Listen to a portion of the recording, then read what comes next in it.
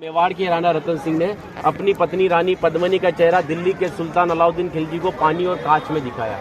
लेकिन हिंदुस्तान का साइंस कहता है कांच का आविष्कार 1535 में हुआ और रानी ने जौहर 1303 में किया। तो 237 साल पहले अपने हिंदुस्तान में कांच और मिरर नहीं थे। और अलाउद्दीन खिलजी के साथ में पर्सनल राइटर आया था जिसका नाम था अमीर खुसरो, जिसने उस समय किताब लिखी थी तारीख अलाई। उसने लिखा था कि मेवाड़ की महिलाओं ने अपने सतीत्व धर्म के खातिर जौहर किया और राजपूत कभी भी कॉम्प्रोमाइज करना नहीं चाहते थे। चित्तौड़ के ऊपर युद्ध होने का सबसे बड़ा रीजन था व्यापार, क्योंकि हिंदुस्तान में कभी भी कोई भी मुस्लिम कम्युनिटी पहले नहीं था। ये सभी जो आते थे अफगानिस्तान तुर्किस्तान से आते थे और आते कहाँ थे तो समुद्र के पास में आते थे, क्योंकि प्लेन तो थे नहीं ना।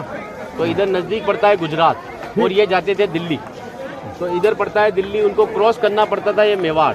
अच्छा, इधर गुजरात इधर दिल्ली बीच में राजस्थान, तो इसको क्रॉस करना पड़ता था ये मेवाड़। तो यहाँ के राजपूत उनसे टैक्स वसूलते थे।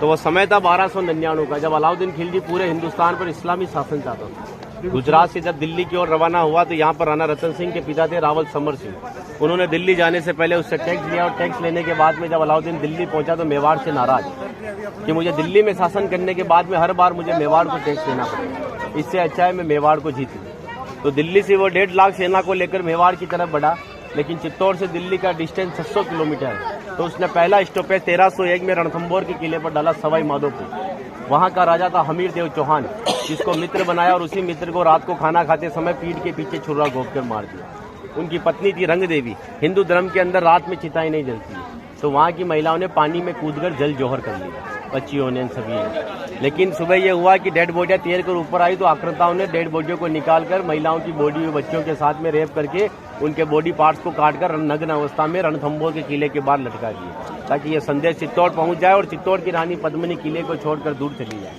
1303 में जब अलाउद्दीन चित्तौड़ पहुंचा तो किले के ऊपर आने के लिए उसको 7 गेट क्रॉस करना था, तो इम्पॉसिबल था। तो उसने 1.5 लाख सेना को किले के चारों तरफ फैलाया।